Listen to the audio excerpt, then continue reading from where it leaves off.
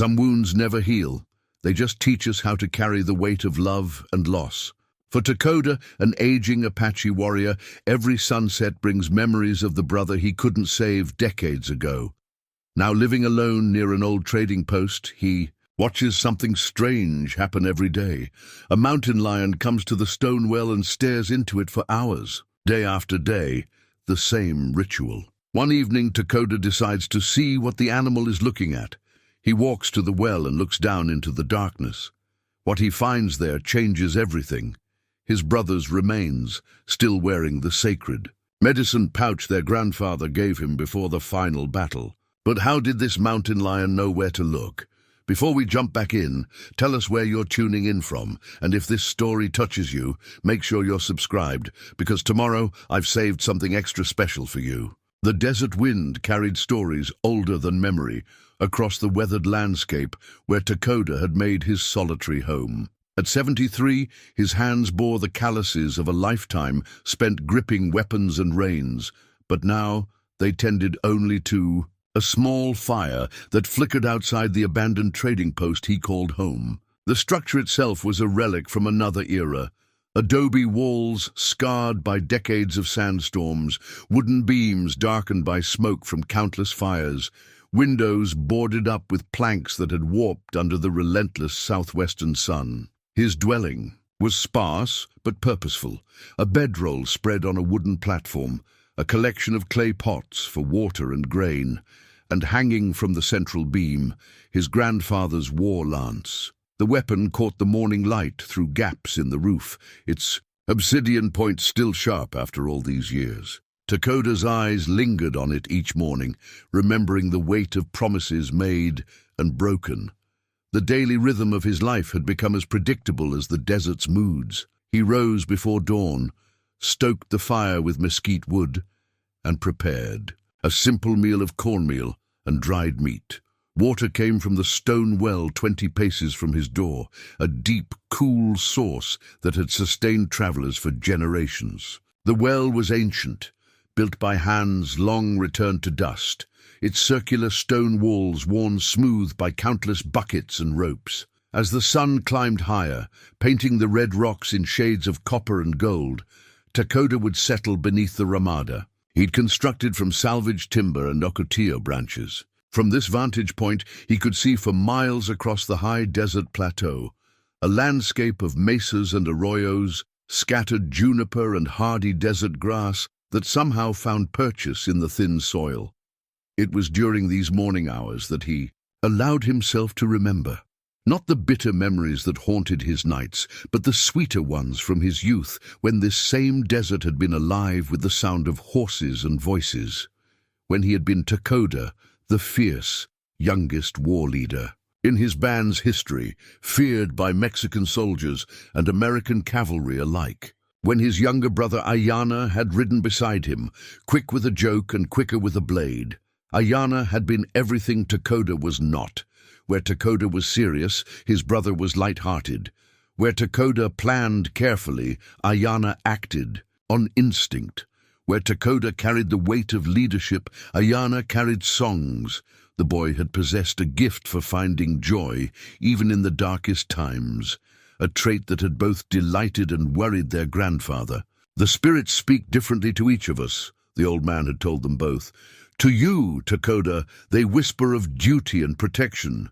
To Ayana, they sing of hope and healing. Both are needed, but neither alone is complete. Their grandfather had been the keeper of the old ways, the last of the medicine men who remembered when the Apache rode free across vast territories that stretched from the mountains of New Mexico to the deserts of Arizona. He had taught them the sacred stories, the proper rituals for hunting and war, the names of plants that could heal or harm. But most importantly, he had taught them that they were bound together by something stronger than blood, by the responsibility each bore for the other's spirit. The night before what would become their final raid together, their grandfather had called them to his fire. His hands, gnarled by age and arthritis, had trembled as he removed 2 medicine pouches from around his neck. Each was crafted from soft deerskin and decorated with turquoise beads and eagle feathers. "These have protected our family for 7 generations," he had said, his voice barely above a whisper. "They carry the prayers of your ancestors and the strength of the 4 directions. As long as you wear them, you carry our people with you." He had placed one around Takoda's neck, the leather still warm from his body heat. The weight of it was slight, but Takoda had felt the gravity of generations settling on his shoulders. Then their grandfather had turned to Ayana, 18 years old, and eager for his first major raid. "Promise me," the old man had said, gripping Ayana's wrist with surprising strength, "that you will remember you are more than a warrior. You are a bridge between the world of the living and the world of spirits. Sometimes the greatest victory is knowing when not to fight." Ayana had nodded solemnly, though Takoda could see the restless energy in his brother's eyes. The boy was born for action, not meditation, but he respected their grandfather too much to show impatience. The raid itself had been planned for weeks. Mexican soldiers had established a small outpost near Sacred Springs, a place where Apache families had gathered water and conducted ceremonies for countless generations. The soldiers had not only defiled the spring by watering their horses there, but had also taken several sacred items from a nearby burial ground: turquoise ornaments, silver pieces, and most grievously, a ceremonial pipe that had belonged to a revered chief. Takoda's plan had been precise and overwhelming. They would strike at dawn when the soldiers were least alert, recover the sacred items, and vanish into the maze of canyons before reinforcements could arrive. 12 warriors would be more than enough against the garrison of 8, but something had gone wrong from the very beginning. Instead of finding sleepy soldiers, they had ridden into an ambush. Mexican troops had been waiting in concealment, their rifles trained on the approaches to the outpost. Someone had warned them. In the chaos of gunfire and shouting horses, Takoda had lost sight of his brother.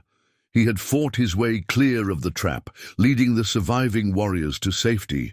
But when they regrouped in a hidden canyon miles away, Ayana was not among them. 3 warriors had been killed in the ambush, 2 others wounded, but it was his brother's absence that struck Takoda like a physical blow. They had searched for days. Takoda had led scouting parties through every canyon, every hidden valley where a wounded man might take shelter. They had found scattered equipment, a few drops of blood on stone, but no trace of Ayana himself. It was as if the desert had simply swallowed him whole. The not knowing had been worse than any wound. Takoda could have accepted his brother's death in battle. That was the way of warriors. But the uncertainty, the possibility that Ayana lay, suffering somewhere beyond reach, had eaten at him like poison. For months he had continued searching, following every rumor, investigating every report of Apache prisoners taken by the Mexican army. Nothing. As seasons passed into years, and years into decades, the active search had ended, but the guilt had only deepened. Takoda had failed in the most fundamental duty of an older brother. He had not protected the one person entrusted to his care. Their grandfather had died 5 years after the raid, his last words a whispered question about whether his youngest grandson's spirit had found peace. Gradually, Takoda had withdrawn from tribal life. He continued to fight when called upon, but the joy had gone out of it. He spoke less, smiled rarely, and avoided the places where he and Ayana had played as children. Eventually, he had left the reservation entirely, choosing solitude over the constant reminders of his failure. The trading post had been abandoned for nearly a decade when he first arrived, its owner having given up trying to make a living from the sparse traffic along the old wagon road. Takoda had simply moved in, and no one had challenged his claim to the place. It suited him, far enough from any settlement to ensure privacy, but close enough to the old Apache hunting grounds that the landscape felt familiar. For 40 years, he had lived this way. The desert had been his only companion, its silence broken only by wind and the occasional cry of a hawk. He had grown old in this place, watching his black hair turn grey and then white, feeling his joints stiffen with arthritis, accepting that this was how his story would end. Alone, forgotten, carrying his shame to whatever waited beyond death. But 3 months ago, the mountain lion had appeared. It had happened on an afternoon much like any other. Takoda had been sitting beneath his ramada, mending a water basket with strips of willow bark, when movement at the well caught his attention. A large cat had emerged from the rocks, not the smaller cougars that sometimes pass through, but a true mountain lion, massive and golden, moving with the fluid grace of an apex predator. Takoda had remained perfectly still, knowing that any sudden movement might provoke an attack, but the lion had shown no interest in him. Instead, it had approached the well with purpose, padding silently across the packed earth until it stood at the stone rim. Then it had simply stared down into the dark water, motionless as a carved statue. The animal had remained there for nearly an hour, never moving, never drinking, simply gazing into the depths with an intensity that raised the hair on Takoda's arms. Then, as suddenly as it had appeared, the lion had turned and vanished among the rocks, leaving only paw prints in the dust as evidence of its visit. Takoda had told himself it was merely animal behavior he didn't understand. Perhaps the lion was hunting something that lived in the well, bats or rodents that might shelter in the stone crevices. But when the same thing happened the next day, and the day after that, he began to feel the stirring of something he had almost forgotten. Curiosity. The lion's routine never varied. It appeared sometime between noon and sunset, always approaching from the south, where the red rocks provided perfect camouflage. It would position itself at the same spot on the well's rim and stare down for exactly 1 hour, measured by the movement of shadows across the ground. Then it would depart as silently as it had come. During these visitations, Takoda found himself watching the animal with growing fascination. There was something almost human in its posture, a quality of attention that suggested purpose rather than instinct. The lion never acknowledged his presence, but neither did it seem troubled by it. They had fallen into a strange coexistence, the old warrior and the mountain lion sharing the space around the well in mutual silence. As days turned to weeks, Takoda began to feel less alone than he had in years. The lion's daily visits had become the anchor around which his thoughts revolved. He found himself looking forward to its arrival, timing his activities so he could observe the ritual from different angles. He had even begun talking to the animal, quietly, respectfully, the way his grandfather had taught him to address all wild creatures. "What do you see down there, brother?" he had asked just yesterday, using the Apache word for the spirit kinship that connected all living things. "What draws you to this place day after day?" The lion had not responded, of course, but something in its stillness had seemed to acknowledge his words. For just a moment, its great head had tilted slightly, as if listening to something beyond human hearing. Now, as Takoda prepared for another day of watching and waiting, he felt the familiar stirring of anticipation. The sun was approaching its zenith, which meant the lion would arrive soon. He settled more comfortably against the ramada post, his weathered hands folded in his lap, and let his eyes drift to the red rocks where his strange companion would soon appear. The war lance above him caught a shaft of sunlight, and for just a moment Takoda could have sworn he heard the echo of distant voices, the laughter of a young man who had been gone for 40 years, calling his name across the vast emptiness of memory and regret. The mountain lion arrived earlier than usual that day, appearing among the red rocks while the sun still hung high overhead. Takoda noticed the change immediately. The animal's movement seemed more urgent, less ceremonial than before. Instead of its usual measured approach to the well, the lion paced around the stone rim, its golden eyes fixed on the dark water below with an intensity that made the air itself feel charged. For the first time since the visitations had begun, Takoda felt compelled to move closer. Something in the lion's behavior spoke of urgency, of a message trying to break through the barrier between instinct and understanding. He rose slowly from his place beneath the ramada, his joints protesting after hours of sitting, and took a tentative step toward the well. The lion's head snapped up, fixing him with a stare that seemed to look straight through to his soul.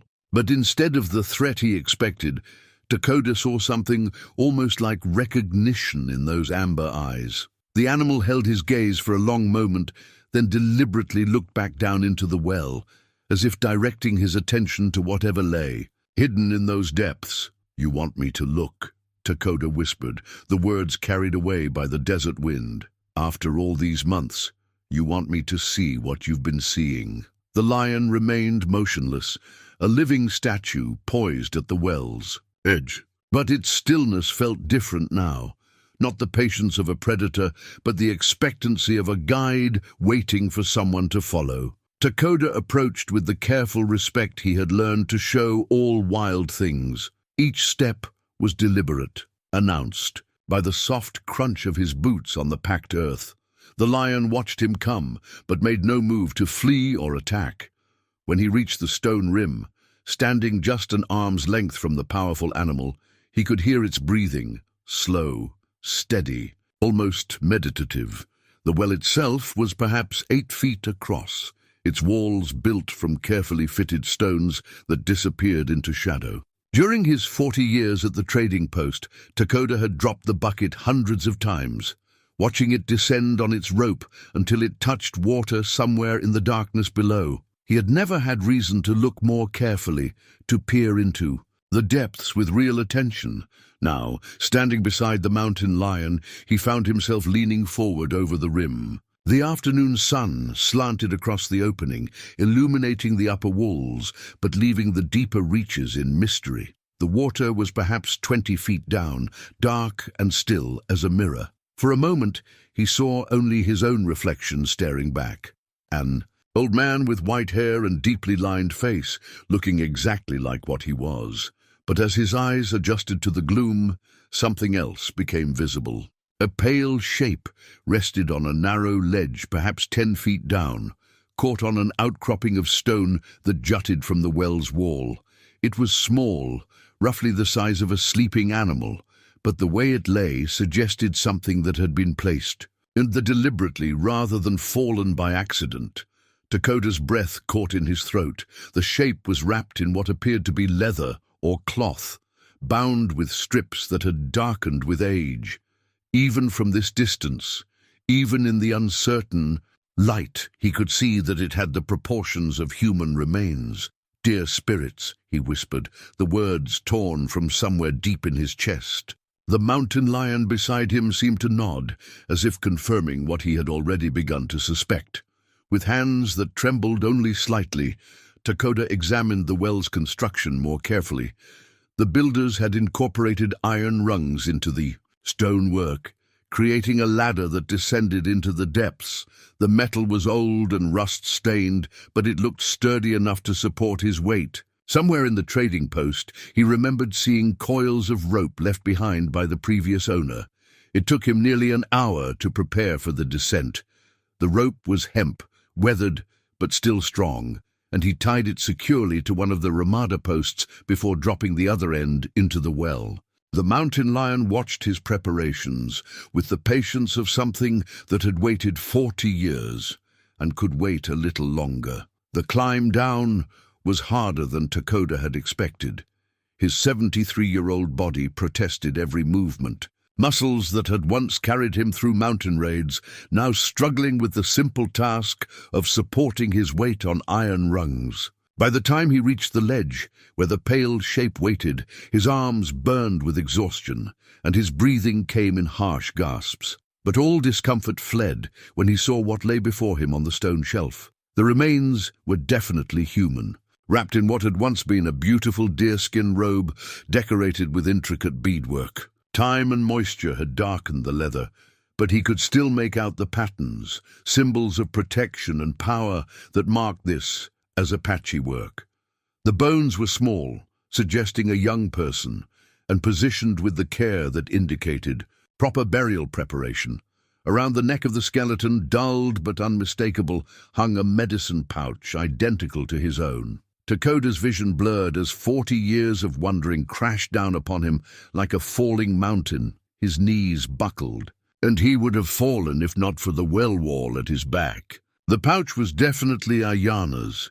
He could see their grandfather's distinctive beadwork, the particular pattern of eagle feathers that marked it as belonging to their family line. "Brother," he whispered, reaching out with shaking fingers to touch the sacred object. "Oh, my brother, what happened to you?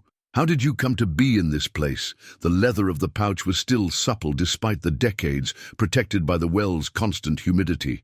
As Takoda's fingers made contact with it, he felt a jolt of something that might have been electricity or might have been memory. For just an instant, he could have sworn he heard Ayana's voice, not as the 18-year-old who had ridden away to die, but as the man he might have become, speaking words of comfort across the vast gulf of years. With infinite care, Takoda began to examine the rest of the remains.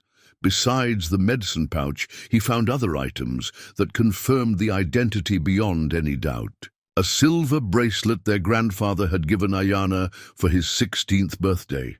An obsidian knife with a handle carved in the distinctive style of their band, and wrapped within the folds of the burial robe, a small wooden flute that Ayana had carved himself, decorated with the same turquoise beads that adorned his medicine pouch. Each discovery was like a knife thrust to the heart. These were not the possessions of someone who had died in battle, quickly stripped by enemies and left for scavengers. These were the carefully preserved belongings of someone who had been prepared for burial according to Apache custom, with all the ritual attention due to a warrior's passing. But how had Ayana come to be here, in this well, so far from where he had last been seen? The trading post was a full day's ride from the site of that disastrous ambush.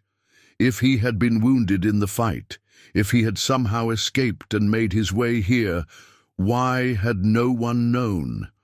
Why had his body been placed in the well rather than given a proper burial in the ground? As these questions swirled through his mind, Takoda became aware of something else, a faint sound echoing down from above. Looking up, he could see the mountain lion still silhouetted against the circle of sky, but now it was making soft vocalizations, almost like a cat calling to its kitten. The sound was unlike anything he had ever heard from a wild animal, not threatening, not distressed, but somehow comforting, as if the lion were trying to soothe his anguish. The realization struck him.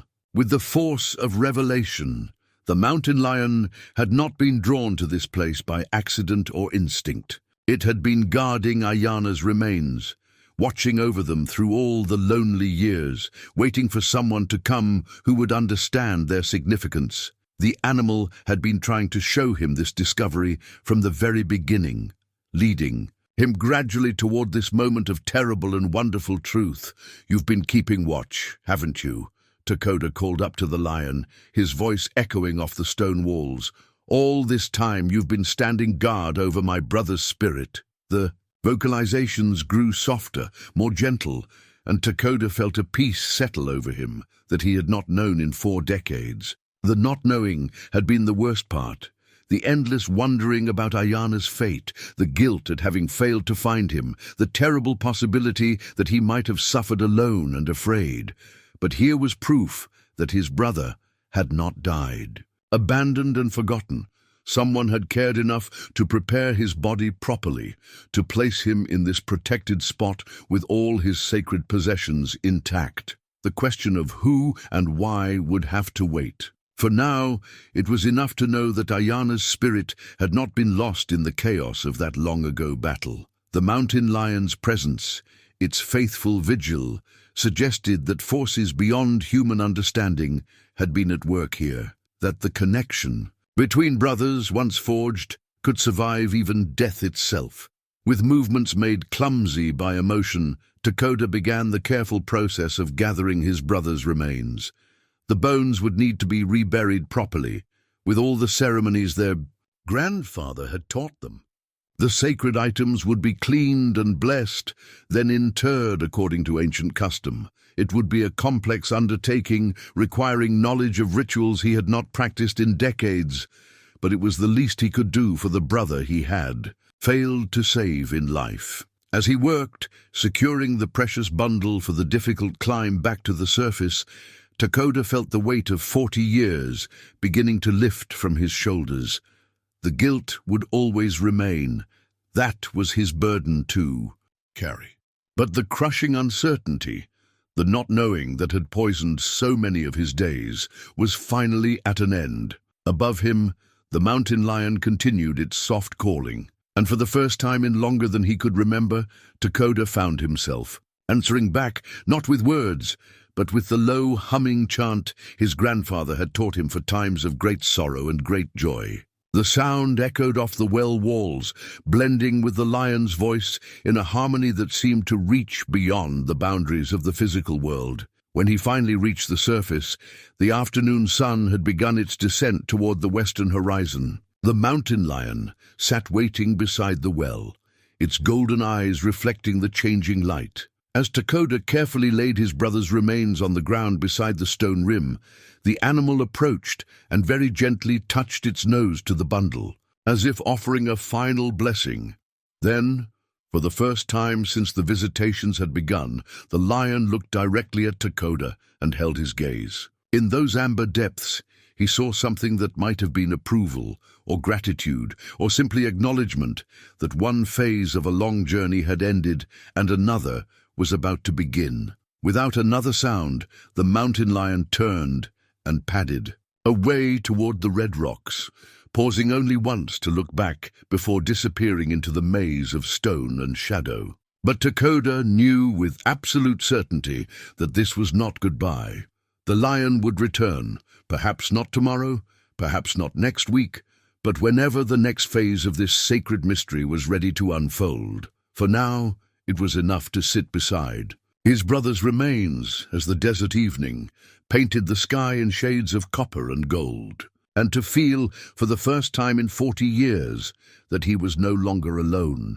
The night that followed Ayana's discovery was the longest of Takoda's life, filled with memories that rose like spirits from the desert floor. He had wrapped his brother's remains in his own blanket and placed them carefully in the trading post, but sleep proved impossible. Instead, he sat by his fire, feeding mesquite branches to the flames and wrestling with questions that had no easy answers. In the dancing shadows cast by the firelight, he could almost see Ayana as he had been, quick-moving, always laughing, the one who could find hope in the darkest situations. Their grandfather had called him Ayana the Bridgewalker, saying he had the rare gift of moving between the world of the living and the world of spirits without losing his footing in either. By dawn, Takoda had made his decision. His brother deserved a proper burial, according to Apache tradition, but that meant performing ceremonies he had not practiced in decades. The rituals were complex, requiring specific prayers, sacred plants, and careful attention to the 4 directions. More troubling still, he was not certain he had the right to perform them alone. Traditionally, such rites required the presence of family members and tribal elders. As the sun climbed higher, painting the desert in familiar shades of gold and red, Takoda began his preparations. From a wooden chest hidden beneath his sleeping platform, he withdrew items he had not touched in years: a pouch of sacred tobacco, a bundle of sage, and a small leather bag containing the cornmeal used in blessing ceremonies. The tobacco pouch felt strange in his hands, its weight both familiar and foreign. The last time he had used it was at their grandfather's funeral, nearly 35 years ago. The old man's death had marked the end of Takoda's connection to tribal spiritual practices, another tie severed in his long retreat from the world of the living.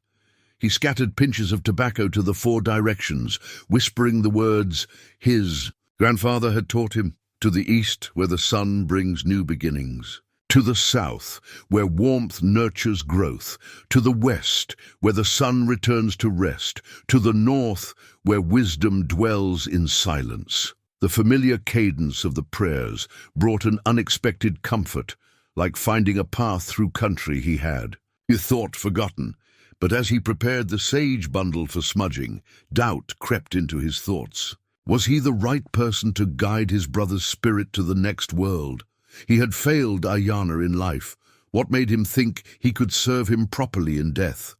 The old ceremonies required purity of heart and clarity of purpose, qualities that seemed to have eroded during his decades of isolation. It was then that the mountain lion reappeared. The animal emerged from the morning shadows with its usual silent grace, but something in its bearing had changed. Where before it had maintained a respectful distance, now it approached Takoda directly, stopping just beyond the circle of his fire. Its amber eyes held an intensity that seemed almost human in its intelligence. "You've come to help, haven't you?" Takoda said aloud, surprising himself with the certainty in his voice. "You know things about my brother that I don't.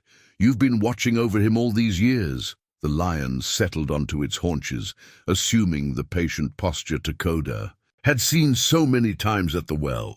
But now he understood that the animal's stillness was not indifference. It was the focused attention of a guardian maintaining eternal watch. As the day progressed, Takoda found himself talking to the mountain lion as he worked. The animal's presence made the solitary task feel less lonely, and speaking his thoughts aloud helped him work through the complex emotions the discovery had unleashed. "I should have found him sooner," he confessed as he carefully cleaned Ayana's obsidian knife, restoring its edge with patient strokes of a whetstone. "All those years I spent searching, and he was here the whole time." Less than a day's ride from where we last fought together, the lion listened without judgment, its breathing slow and steady. Occasionally it would shift position slightly, as if responding to something in Takoda's words, but mostly it simply maintained its vigil. Evening approached. Takoda realized that the mountain lion's behavior throughout the day had followed a pattern. Whenever his doubts grew strongest, whenever he questioned his right to perform the sacred rites, the animal would rise and move closer to Ayana's remains, as if reminding him of what was at stake. It was not judgment he saw in those amber eyes, but encouragement, the same expression he had seen countless times in his grandfather's face during the long lessons of his youth. That night, for the first time since the discovery, Takoda's dreams were filled not with guilt, but with memory. He saw himself and Ayana as children, racing their ponies across the high desert, while their grandfather watched from the shade of a cottonwood tree. He saw them learning to track deer through the mountain forests, to read weather signs in the behavior of birds, to find water in country that looked barren to untrained eyes. Most vividly, he remembered the ceremony of their naming. Apache children were given birth names, but their true names, the ones that would guide them through life, came later, revealed through dreams and visions. His own name, Takoda, meant friend to all, though he had spent most of his adult life earning a different reputation. Ayana's name meant eternal blossom, a recognition of his ability to find beauty and hope even in harsh circumstances. "Names are not decorations," their grandfather had explained after the naming ceremony. "They are responsibilities. They tell us who we are meant to become, and they hold us accountable to our highest selves." Takoda woke with those words echoing in his mind, and a clearer sense of what needed to be done. His brother's name, Eternal Blossom, held the key to understanding. Ayana had not died as a failure or a victim. His presence in the well, protected by the mountain lion's faithful watch, suggested that his story was more complex than the simple tragedy Takoda had imagined. The mountain lion was waiting beside the cold ashes of the fire when Takoda emerged. From the trading post at dawn, the animal's posture suggested expectancy, as if it knew that the day would bring important developments. "Today we begin the journey home for my brother," Takoda announced, reaching for the sacred tobacco pouch. But first, I need to understand how he came to be in this place. The spirits have brought us together for a reason, you and I. Perhaps it's time they started providing some answers." As he spoke, a shift in the desert wind brought the scent of approaching weather. Clouds gathering beyond the eastern mountains, promising the first rain in weeks.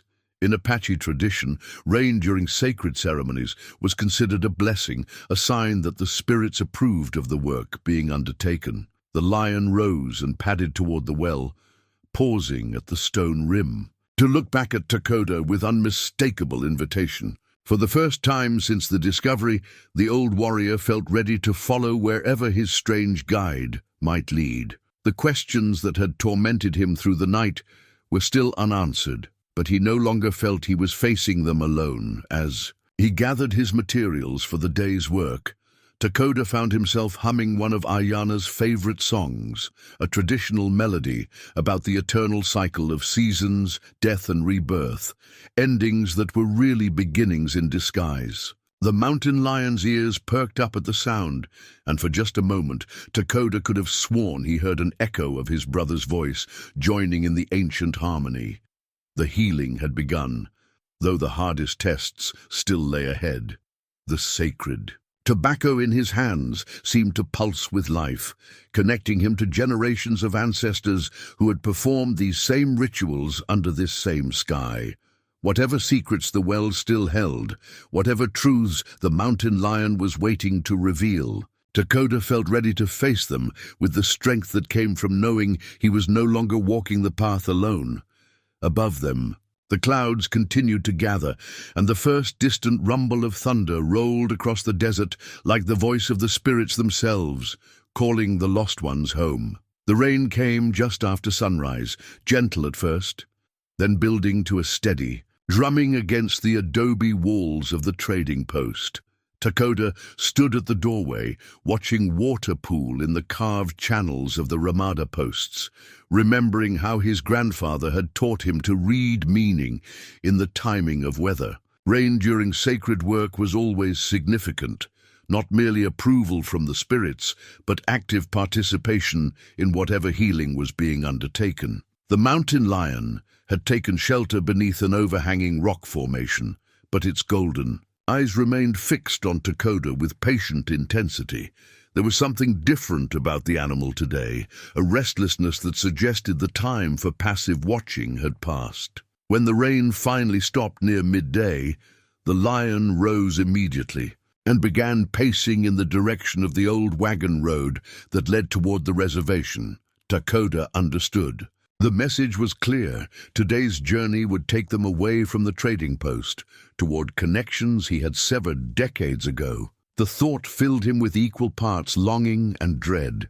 He had cut himself off from tribal life so completely that he wasn't even certain who among his people might still be alive, but Ayana's proper burial required more than one man's efforts, no matter how sincere. Apache funeral rites were community ceremonies, designed to ensure that the departed spirit found its way safely to the land of ancestors. Performing them in isolation might actually harm rather than help his brother's journey to the next world. With movements made deliberate by long practice, Takoda prepared for the ride to the reservation. He saddled the sturdy Mustang he kept for the rare occasions when solitude wasn't enough.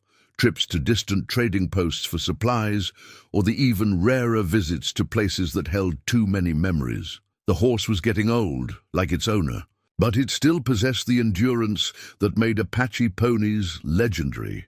In his saddlebags, he packed the sacred items he would need: tobacco, sage, cornmeal, and most importantly, a small leather pouch that had belonged to their grandfather. The pouch contained sacred earth from the place where his family line had first emerged into this world, collected during ceremonies so ancient that even their grandfather had learned them from men already considered elders. The mountain lion watched these preparations with obvious approval, occasionally moving closer to inspect items as Takoda secured them for travel. When he tied Ayana's remains carefully behind the saddle, wrapped in blankets that would protect them from the road's rough jolting, The lion approached and very gently touched its nose to the bundle. The gesture was so clearly a blessing that Takoda felt his throat tighten with emotion. "You know where we're going, don't you?" he said to the animal. "You know who we need to find." The lion's response was to turn and begin trotting down the wagon road, pausing only once to look back and ensure that Takoda was following. The message was unmistakable. The animal would serve as guide for this portion of their journey, just as it had guided him to the discovery in the well. The ride to the reservation took most of the afternoon. The wagon road was little more than two parallel ruts worn by generations of wheels, winding through country that grew more familiar with each mile. Takoda recognized landmarks from his youth, a distinctive rock formation where he and Ayana had once taken shelter during a thunderstorm, a grove of cottonwoods where their grandfather had taught them to identify medicinal plants, a creek crossing where they had learned to read animal tracks in the mud. Each familiar sight brought a fresh wave of memory, but also something unexpected, a growing sense of homecoming that he had not felt in decades. The mountain lion maintained its position as guide, sometimes ranging ahead to scout the trail, sometimes falling back to pace alongside the Mustang. The animal's presence made the journey feel less like a return to painful memories and more like a pilgrimage toward understanding. As they crested the final ridge before the reservation, Takoda pulled up short. The landscape below had changed dramatically since his last visit. Where once there had been scattered traditional dwellings and small family gardens, he now saw a more organized settlement, with wooden buildings, a school, and what appeared to be a small church. The changes weren't necessarily bad. He could see evidence of prosperity in the well-maintained structures and the healthy livestock grazing in fenced pastures. But they underscored just how long he had been away from his people's evolving life. The mountain lion seemed to sense his hesitation. It padded back to where the Mustang stood and looked up at Takoda with those impossibly expressive eyes, then deliberately turned to gaze toward one particular building at the edge of the settlement. Even from this distance, Takoda could see that it was different from the others, older, built in the traditional style with adobe walls and a flat roof, surrounded by carefully tended gardens that suggested someone who still honored the old ways of living with the land. Nalnish, he whispered, the name rising from memory like water from a deep well. If anyone from his generation still lived, it would be her. The medicine woman who had been his grandfather's student, the keeper of stories and ceremonies that stretched back to the beginning of the world. She had been ancient when he was young. Surely she could not still be alive after all these years, but as they descended toward the settlement, Takoda began to recognize signs that suggested otherwise. The garden around the old adobe house showed the precise attention to plant relationships that marked traditional Apache agriculture.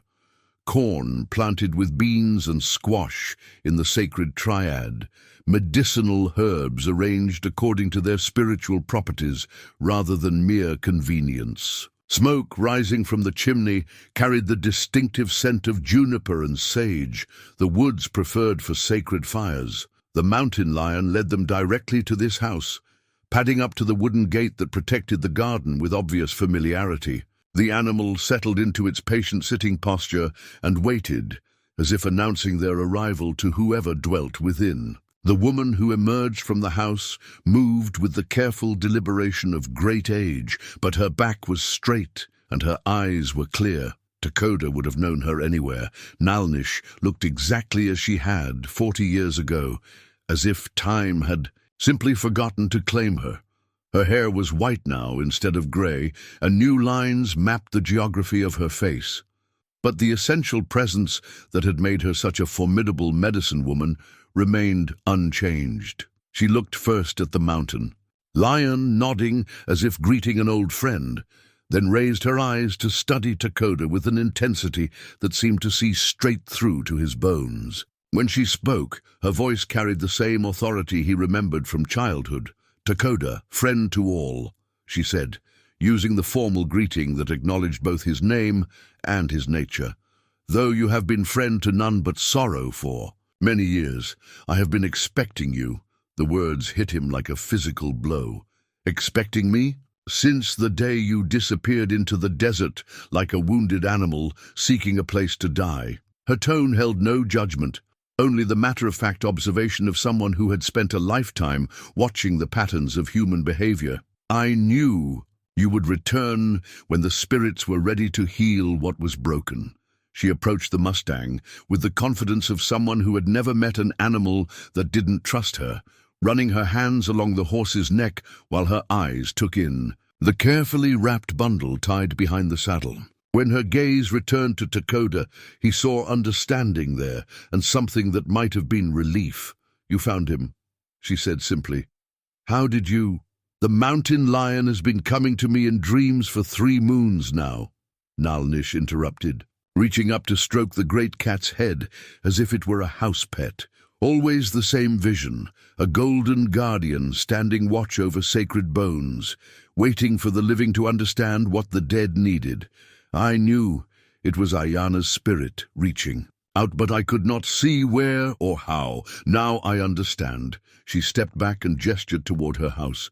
"Bring him inside. There is much to discuss, and the work we must do together will require careful preparation." As Takoda dismounted and began untying his brother's remains, he felt a weight he hadn't even realized he was carrying begin to lift from his shoulders. For 40 years, he had believed himself alone with his guilt and grief. But Nalnish's calm acceptance of both his return and Ayana's discovery suggested that he had never been as isolated as he thought. The spirits had been working through dreams and visions, through the faithful patience of a mountain lion, through the simple fact that some people are willing to wait decades for healing to begin. The medicine woman's house was exactly as he remembered it, dim and cool, filled with the mingled scents of dried herbs and burning sage. Bundles of plants hung from the ceiling beams, their shadows dancing in the light from the fire that burned perpetually on the central hearth. Along the walls, carefully arranged on wooden shelves, were the tools of her calling: grinding stones for preparing medicines, pottery bowls for mixing ceremonial paints, leather pouches containing sacred items whose purposes were known only to those trained in their use. Nalnish directed him to place Ayana's remains on a woven mat in the center of the room,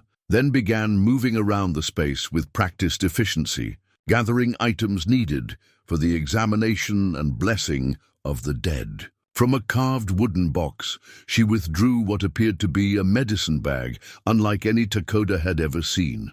Larger than the family pouches he and Ayana had carried, decorated with symbols that seemed to shift and change in the firelight. "This belonged to your grandfather," she said, noting his stare. "He left it in my keeping before he died, with instructions that it should be used only when both his grandsons were ready to receive its teaching. I have waited 35 years to open it."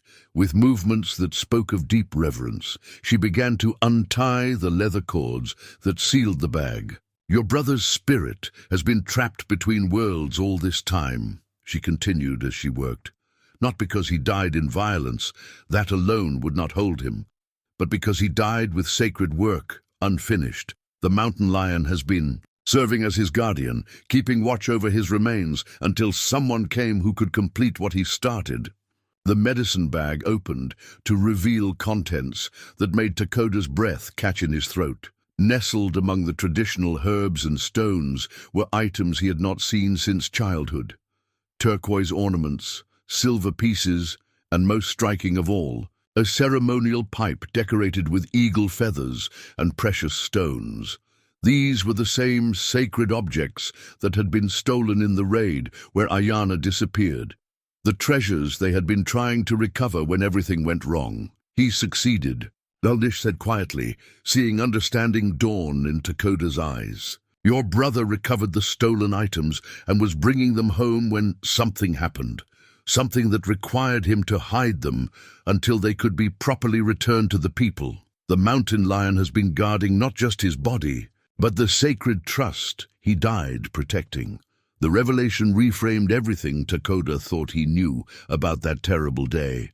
Ayana had not died as a failure or a victim, but as a hero who had accomplished the very mission they had set out to complete.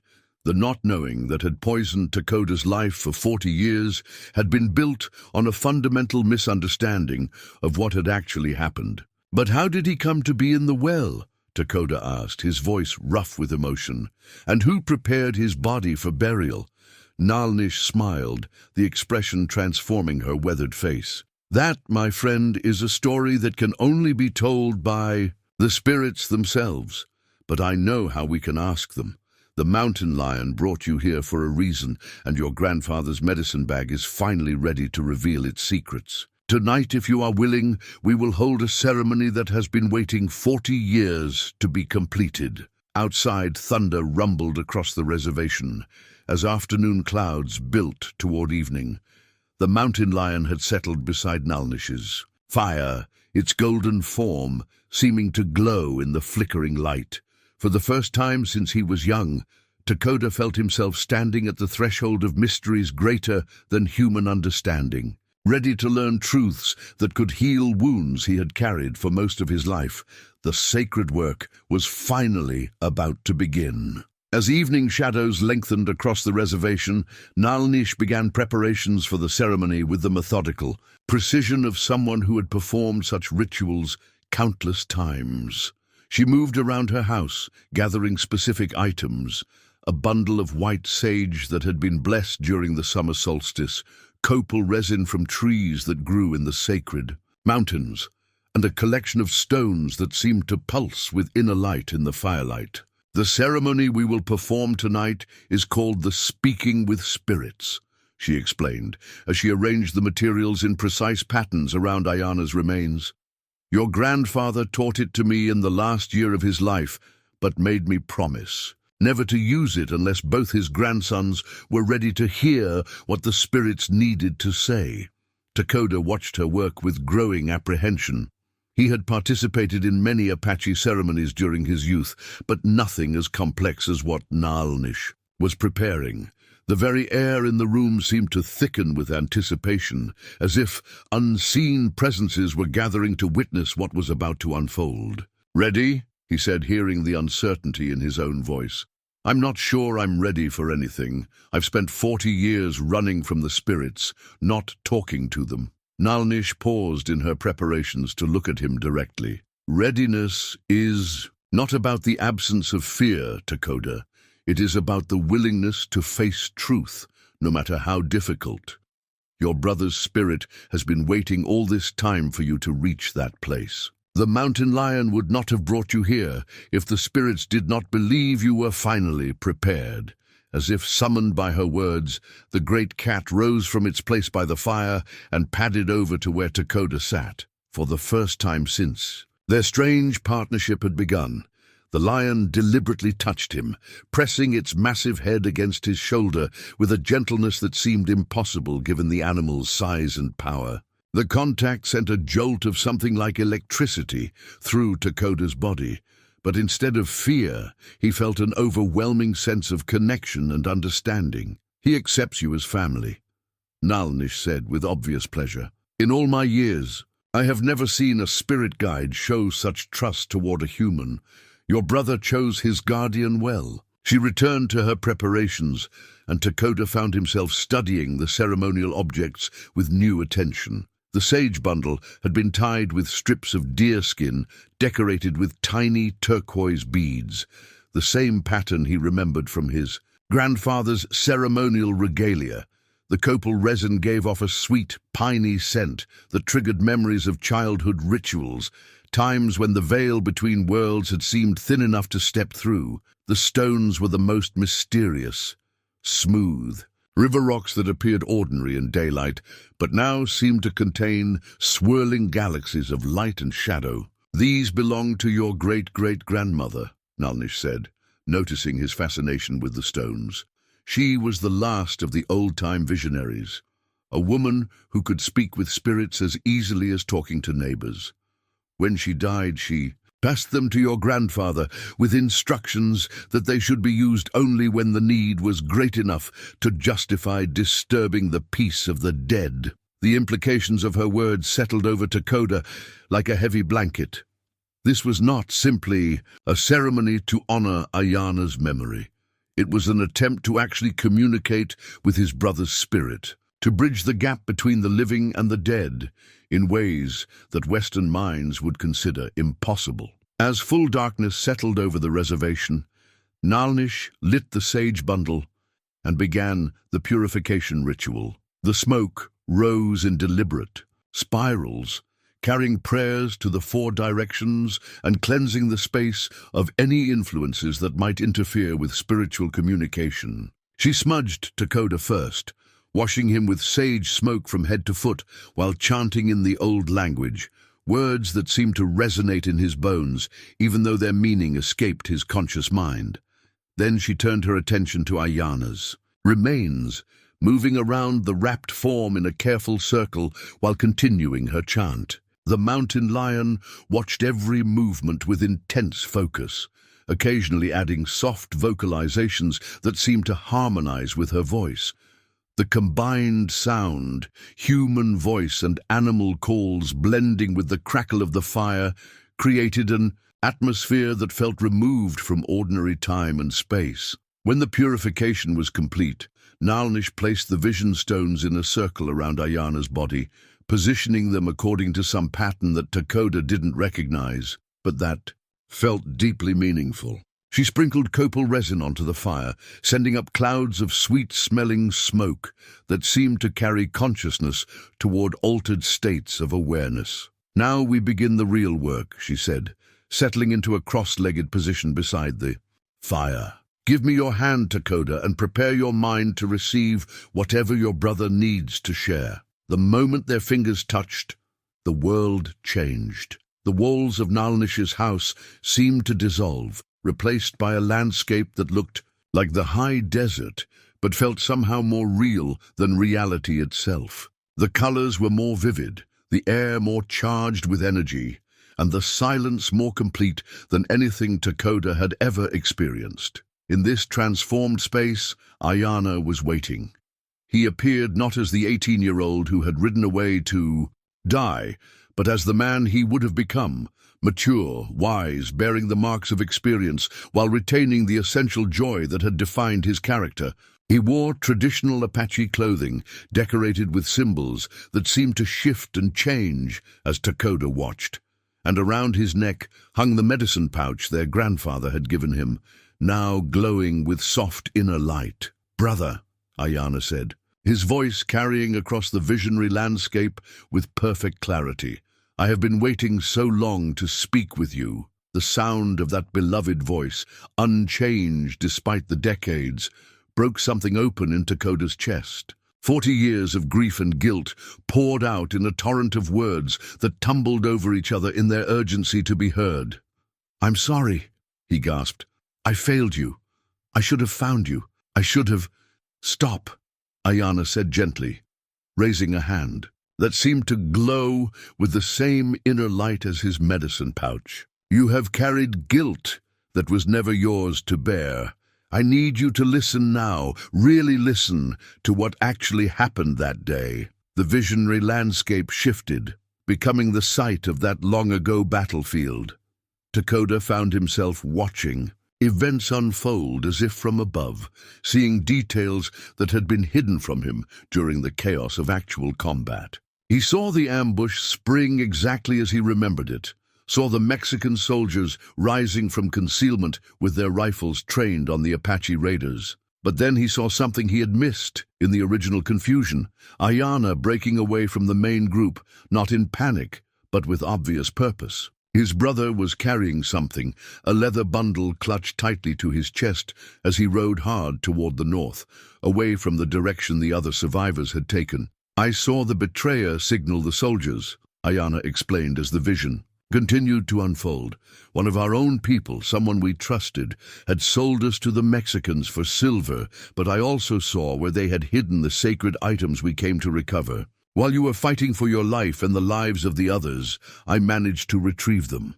The vision showed Ayana reaching a hidden cache among the rocks, quickly gathering turquoise ornaments, silver pieces, and the ceremonial pipe that had been stolen from the burial ground. He worked with desperate efficiency, knowing that every moment increased his danger, but unwilling to leave without completing the mission. "I was bringing them home," he continued. "But the betrayer had told the soldiers about our escape routes. They were waiting at every canyon mouth, every trail we might use. I had to find another way." Takoda watched his brother's final ride with growing understanding.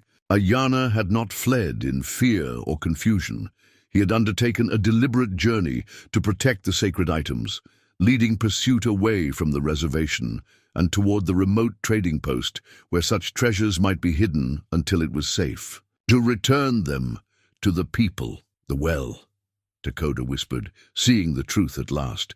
"The old woman who ran the trading post was Apache," Ayana confirmed, "married to a white man, but she never forgot her people or her obligations to the sacred ways. When I arrived wounded and dying, she understood what I carried and why it mattered. She prepared my body according to tradition and placed me in the well where the sacred items would be safe until someone came who could complete the work I had started." The vision began to fade, but Ayana's form remained clear and present. "I died knowing I had succeeded, brother. I died knowing that the sacred items were protected and that eventually they would find their way home. You have nothing to feel guilty about. You saved the lives of 9 warriors that day, and now you will complete the final part of our mission." As the transformed landscape dissolved back into Nalnish's firelit house, Takoda felt 40 years of burden lifting from his shoulders. His brother had not died as a failure or a victim, but as a hero who had given his life to protect the spiritual treasures of his people. The mountain lion had been guarding not just Ayana's remains, but the successful completion of a sacred trust that had taken 4 decades to unfold. "The sacred items must be returned to their proper place," Nalnish said softly, her voice seeming to come from a great distance. "But first, there are other truths that must be revealed. The betrayer you saw in the vision, he still lives among us, honored and respected. Your brother's spirit cannot rest completely until that injustice is addressed." Takoda looked down at his hands, seeing them clearly for the first time in years. They were no longer the hands of a broken old man carrying impossible guilt, but the hands of a warrior with work still to do.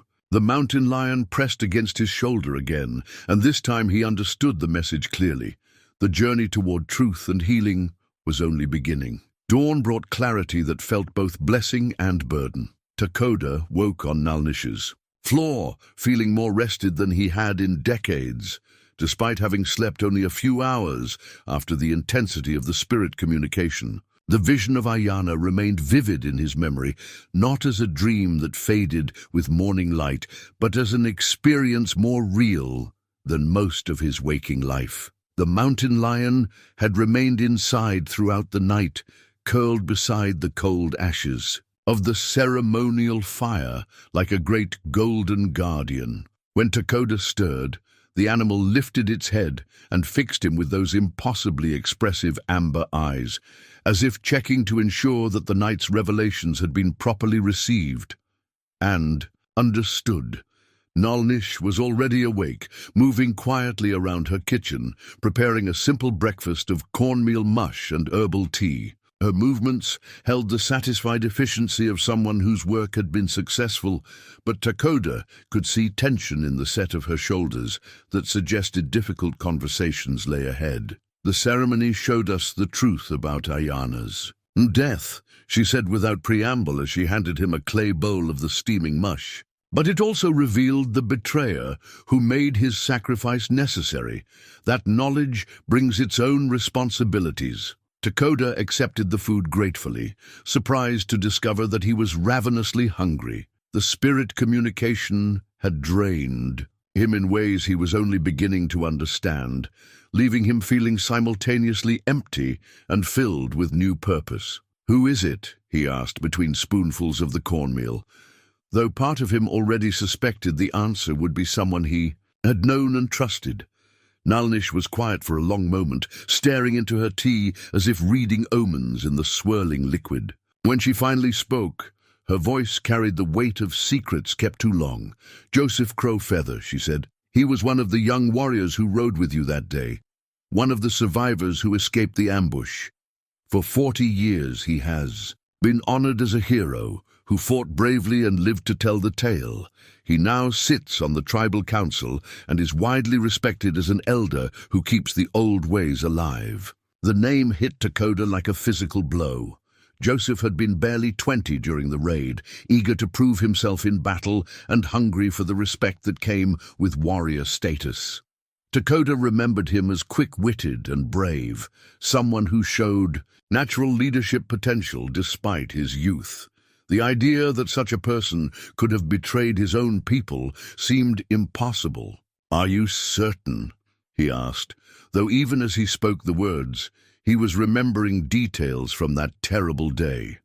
How Joseph had known their planned routes, how he had volunteered for scouting duties that would have given him opportunities to contact the enemy, how he had emerged from the ambush relatively unscathed, while more experienced warriors had died. "The vision doesn't lie," Nalnish replied simply. "Ayana's spirit showed us what actually happened, not what we wanted to believe. Joseph was young and foolish, tempted by Mexican silver and promises of preferential treatment for his family.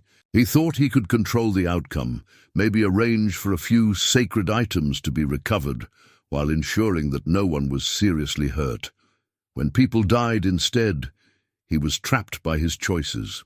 She stood and moved to one of her storage areas, returning with what appeared to be a small silver cross decorated with Apache symbols. The piece was beautiful, clearly expensive and crafted with real skill, but something about it made Takoda's skin crawl. "I found this hidden in Joseph's belongings after he returned from the raid," Nalnish continued. "At the time I thought it was war loot, something taken from a dead Mexican soldier. But the spirit vision showed me the truth. It was payment for his betrayal, marked with Apache symbols so the soldiers would know their informant by sight." Takoda examined the cross more closely, noting details that confirmed Nalnish's interpretation. The Apache symbols were worked into the silver with obvious skill, but they felt wrong somehow, like sacred words spoken by someone who didn't understand their meaning. It was exactly the sort of identification marker that would allow Mexican soldiers to distinguish their Apache informant from other warriors in the chaos of battle. "Why didn't you confront him at the time?" Takoda asked, though he thought he already knew the answer. "Because I had no proof except an old woman's suspicions," Nalnish said with a sigh. "And because the harm was already done. Your brother was missing, presumed dead. The sacred items were lost. Accusing Joseph without absolute certainty would have torn the band apart at a time when we needed unity to survive. I chose to wait and watch, hoping the spirits would eventually reveal the full truth, and now they have. Yes, through Ayana's sacrifice, through the mountain lion's guardianship, through your willingness to finally face the past. The spirits have been working for 40 years to bring this moment about, weaving a web of circumstances that would allow justice to finally be served." The mountain lion had been listening to their conversation with obvious interest, occasionally, tilting its great head, as if following every word. Now it rose and padded to the door, looking back at them with unmistakable expectation. "He wants us to go to the place where the sacred items are hidden," Nalnish interpreted. "The turquoise pendant that Ayana died protecting, it needs to be recovered before we can confront Joseph with the truth. Physical evidence will make denial impossible." Takoda nodded, understanding the wisdom of careful preparation. Accusations of betrayal were serious matters in Apache culture, requiring proof that could withstand the scrutiny of the entire community. Without the sacred items as evidence, Joseph could simply claim that Takoda was a bitter old man seeking someone to blame for ancient failures. The ride back to the trading post took most of the morning, with Nalnish riding behind Takoda on his. sturdy mustang, while the mountain lion ranged ahead as their guide. The old medicine woman proved to be a surprisingly capable traveling companion, her advanced age doing nothing to dim her alertness or her ability to read the subtle signs that revealed the desert's moods. "Tell me about the pendant," Takoda said as they rode. "I saw it in the vision, but I don't understand its significance beyond the obvious." "It's older than our recorded history," Nalnish replied. "Made by the first Apache smiths to work with. Turquoise, back when we lived in the northern mountains before the long migration south. The stone itself is said to contain the concentrated prayers of 7 generations of medicine people, making it one of our most powerful spiritual artifacts." She shifted position on the horse, getting more comfortable for the long explanation. "According to tradition, the pendant can only be worn by someone who has proven their willingness to sacrifice everything for the good of the people. Your great-great-grandmother wore it during the wars with the Mexicans, and before her, the great Chief Cochise carried it into battle against the cavalry. When it was stolen from the burial ground, we lost more than a valuable ornament. We lost a direct connection to the spiritual power of our ancestors." The trading post looked exactly as Takoda had left it, but somehow felt different, less like a refuge from the world, and more like a staging area for important work yet to be completed. The mountain lion led them directly to the well, taking up its familiar position at the stone rim and gazing down into the depths with renewed intensity. But this time, Takoda knew what he was looking for. Following Ayana's guidance from the spirit vision, he lowered himself into the well, using the rope and iron rungs. But instead of stopping at the ledge where he had found his brother's remains, he continued down to where the water began.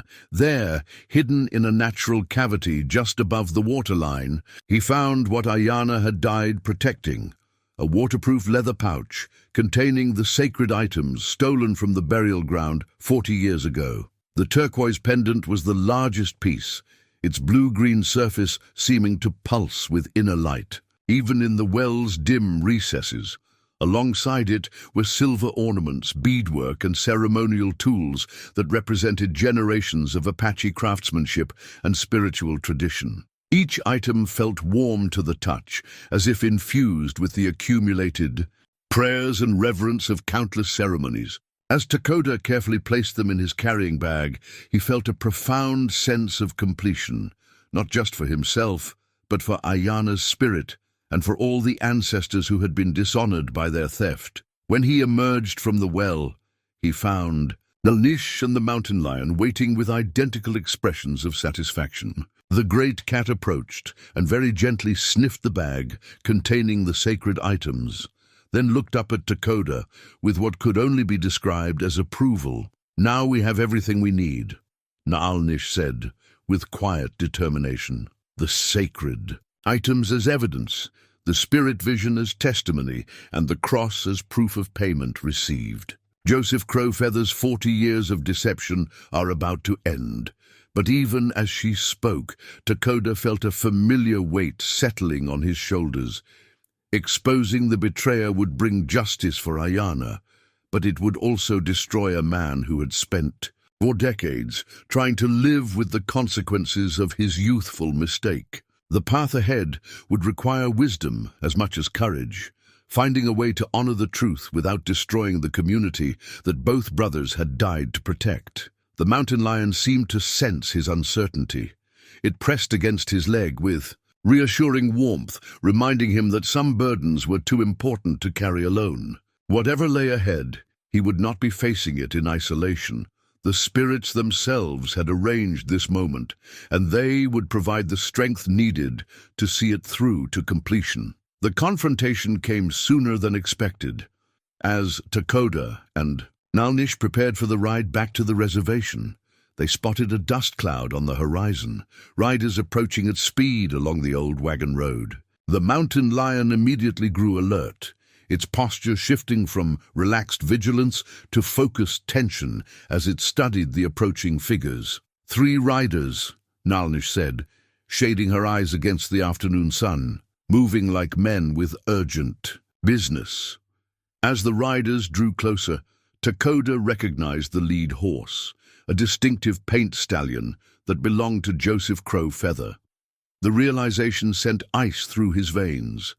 After 40 years of careful deception, what could have brought the betrayer to this remote place at precisely the moment when his crimes were about to be exposed?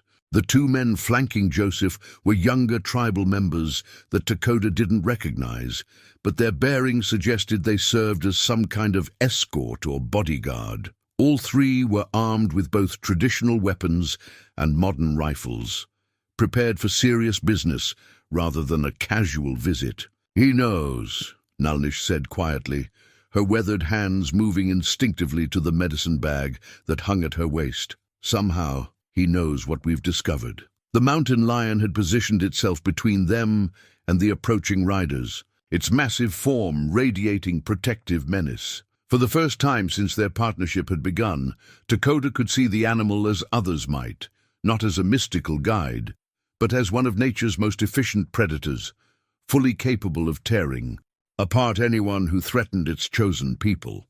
Joseph Crow Feather reined in his horse 20 paces away, well outside the mountain lion's likely attack range, but close enough for conversation.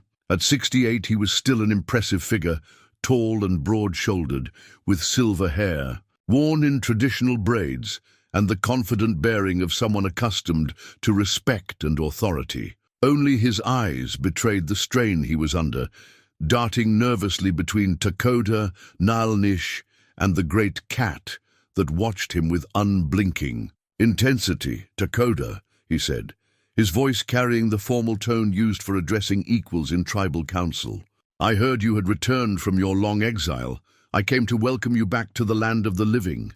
The words were proper, even friendly, but something in their delivery set Takoda's teeth on edge. This was not a social call. Joseph had come for a specific purpose, and his presence here could not be coincidental. "Welcome," Takoda replied carefully, noting how the two younger men had positioned themselves to block potential escape routes. "Though I'm surprised you knew where to find me. I haven't announced my presence to anyone, except Nalnish." "Ah, but news travels quickly in our small community," Joseph said, with a smile that didn't reach his eyes. "When the great medicine woman takes a sudden interest in old stories, people notice. When she begins asking questions about events from 40 years ago, people remember. And when she starts visiting places connected to those events, people start to worry." Nalnish stepped forward, her spine straight despite her advanced age. "What exactly are you worried about, Joseph? Are there secrets you fear might be revealed?" "Secrets?" Joseph laughed, but the sound held no genuine amusement. "We all have secrets, grandmother. The question is whether revealing them serves any useful purpose, or whether it simply causes pain to people who have moved beyond ancient mistakes." The careful phrasing told Takoda everything he needed to know. Joseph was not denying the betrayal.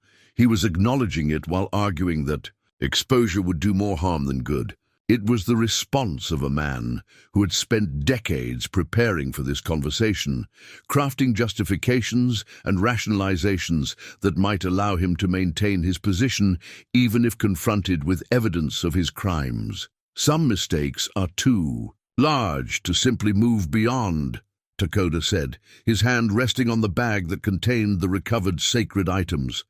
"Some betrayals echo through generations, poisoning everything they touch until the truth finally sets things right." Truth? Joseph's mask of friendliness began to slip, revealing something harder and more desperate beneath. What truth would that be, Takoda?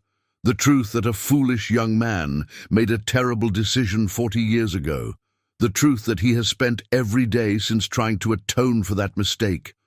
Or perhaps the truth that exposing ancient crimes would accomplish nothing except destroying a family that has served this community faithfully for decades. One of the younger men shifted nervously in his saddle, clearly uncomfortable with the direction the conversation was taking. The other kept his hand near his rifle, ready for violence if the situation deteriorated. But it was the mountain lion that commanded everyone's attention. The great cat had begun moving in a slow circle around the group, its movements too deliberate to be casual. "The truth," Nalnish said with quiet authority, "is that Ayana didn't die as a failure. He died as a hero who gave his life to recover the sacred items stolen from our burial ground. The truth is that those items have been waiting in the well for 40 years, protected by spirits that never forgot the injustice done to our people." Joseph's face went pale beneath his weathered tan. "You found them," he whispered. "After all, this time you actually found them." "More than that," Takoda said, pulling the turquoise pendant from his bag and holding it up so the afternoon sun caught its surface. The stone seemed to blaze with inner fire, casting blue-green reflections that made even the horses step nervously. "We found the truth about how they were recovered and about who made their recovery necessary." The effect on Joseph was immediate and devastating. All pretense of control vanished as he stared at the pendant, the sacred artifact whose theft had triggered the disastrous raid, whose recovery had cost Ayana his life. His hands began to shake, and when he spoke, his voice cracked with 40 years of suppressed guilt. "I never meant for anyone to die," he said, the words pouring out. "In a rush, the Mexicans promised it would be simple. They would take a few items for their collectors, I would receive enough silver to buy my family security, and no one would be hurt. They said they just wanted to avoid a war over some old trinkets." "Trinkets?" Nalnish's voice carried a deadly quiet that made even the mountain lion pause in its circling. "You called our most sacred artifacts trinkets." "I was 20 years old," Joseph protested, desperation making his voice shrill.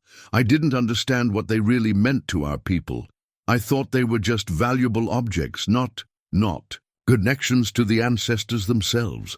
By the time I realized the true nature of what I had done, it was too late to undo it." "It was too late the moment you accepted their silver," Takoda said, his own anger finally breaking through decades of careful control. "It was too late when you led your own brothers into an ambush. It was too late when Ayana had to die trying to fix what you had broken." The mountain lion had completed its circle and now stood directly behind Joseph's horse, close enough that the animal could feel its presence. The paint stallion began to dance nervously, sensing the predator's proximity, but unable to see it. Clearly, Joseph struggled to maintain control of his mount while continuing to justify his ancient betrayal. "Do you think I haven't paid for what I did?" he demanded. "Do you think I haven't spent every day of the last 40 years thinking about the consequences of my actions? I've tried to make amends through service to the community, through preserving the old ways, through living a lie." Takoda interrupted. "Through accepting honor and respect while knowing you didn't deserve them, through letting people believe that Ayana died as a failure instead of the hero he actually was." "What good would the truth do now?" Joseph shot back. "Ayana is dead. The sacred items are recovered. Exposing what happened would destroy my family's reputation and accomplish nothing except satisfying your need for revenge." It was Nalnish who answered, her voice carrying the authority of someone who spoke for generations of ancestors. "The truth would free Ayana's spirit to rest in peace. The truth would allow the sacred items to be returned with full knowledge of the sacrifice that made their recovery possible. And the truth would ensure that future generations understand the real cost of betraying their own people." From his bag, Takoda withdrew the silver cross that bore Apache symbols, Joseph's payment for betrayal, kept hidden for 40 years. He held it up beside the turquoise pendant, creating a stark visual contrast between sacred power and corrupt silver. "We have the evidence," he said quietly. "We have the testimony of spirits, and we have your own words just now, witnessed by your companions. The truth is already revealed, Joseph. The only question is how you choose to face it." The two younger men exchanged glances, clearly troubled by what they had heard. Whatever story Joseph had told them to explain this visit, it obviously hadn't included confessions of treason and betrayal. Their loyalty was wavering, and Joseph could sense it slipping away with each passing moment. "You don't understand," he said, making one final desperate attempt to control the situation. "There are larger forces at work here, patterns you can't see.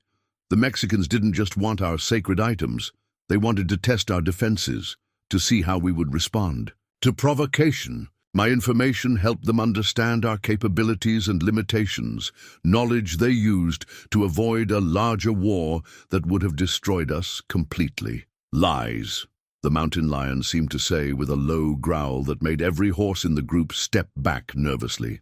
The sound was so clearly a judgment that even Joseph's companions looked shaken.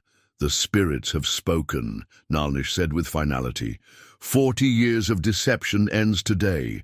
You can face the consequences with dignity, or you can continue to run from the truth as you have been running for most of your life. But either way, the community will know what really happened to Ayana and why he died.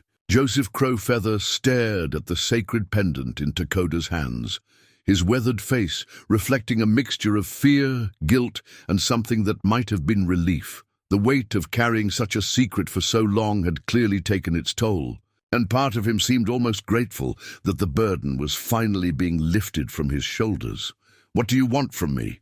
he asked, his voice barely above a whisper. The mountain lion took that moment to emerge fully from behind his horse, padding into clear view with fluid grace. The great cat looked up at Joseph with those impossible amber eyes, and for just an instant something passed between them, a communication too complex for human language, but clear enough in its meaning.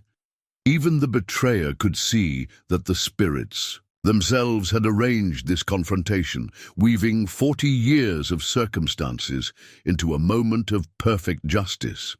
There would be no escape from this truth, no clever words or political maneuvering that could change what had been revealed. The reckoning had finally come. The sun had begun its descent toward the western horizon, painting the desert in shades of gold and copper that made the confrontation feel suspended in mythic time. Takoda could feel the weight of the moment. 40 years of secrets about to be revealed, generations of injustice finally coming to light, the culmination of a spiritual journey that had begun with a mountain lion's patient vigil at an ancient well. Joseph Crowfeather sat his horse in defeated silence, staring at the evidence of his betrayal as if seeing it clearly for the first time. The silver cross in Takoda's hand caught the late sunlight, its Apache symbols gleaming with what looked like accusation rather than blessing. Beside it, the turquoise pendant seemed to pulse with life, as if the concentrated prayers of 7 generations were finally being released from their long captivity. "There will have to be a tribal council," Nalnish said, her voice carrying the authority of someone who had guided such proceedings many times before. "This matter is too serious for informal resolution. The entire community must hear the truth and decide how justice should be served." One of Joseph's companions, a young man whose nervous energy suggested he was new to such weighty matters, cleared his throat hesitantly. "Elder Nalnish, forgive me, but are we certain this is the path we should take? Joseph Crowfeather has served our people faithfully for decades. His family has given much to the community. Perhaps there is a way to address these historical issues without destroying lives in the present." The question hung in the desert air, like the call of a hunting hawk, sharp and demanding response. Takoda understood the young man's concern. Apache communities had learned through bitter experience that public divisions could be as destructive as external enemies. The delicate balance between justice and unity had challenged tribal leaders for generations. It was the mountain lion that provided the answer in its own wordless way. The great cat approached the young warrior's horse and fixed him with a stare that seemed to look straight through to his soul. Under that amber gaze, the man's diplomatic concerns seemed to wither like plants in drought. Whatever compromise he might have been considering died in the face of spiritual authority that brooked no negotiation with truth. Some injuries too. The community can only be healed by acknowledgement, Nilnish said gently, understanding the young man's discomfort, but unwilling to let practical concerns override moral necessity. Your desire to protect people from pain is honorable, but pain that comes from truth is cleaner than pain that comes from living with lies. Joseph finally spoke, his voice carrying a weariness that seemed to encompass decades of internal struggle. She's right. I've spent 40 years trying to convince myself that keeping the secret was protecting people, but really, I was just protecting myself. The truth would have been hard to face, but the lie has been poisonous. To me, to my family, to the memory of everyone who died because of my choices. He straightened in his saddle, and for just a moment, Takoda could see the young warrior he had once been, before fear and greed had corrupted his judgment, before 40 years of deception had worn away his spirit's sharp edges. I'll face the tribal council. I'll tell them everything, not just about the betrayal, but about how it happened, why I made such a terrible choice, and what I've learned from carrying that burden for so long. The second of his companions, an older man who had remained silent throughout the confrontation, nodded slowly. The council will need time to prepare for such a hearing. This isn't the kind of matter that can be decided quickly or without proper ceremony.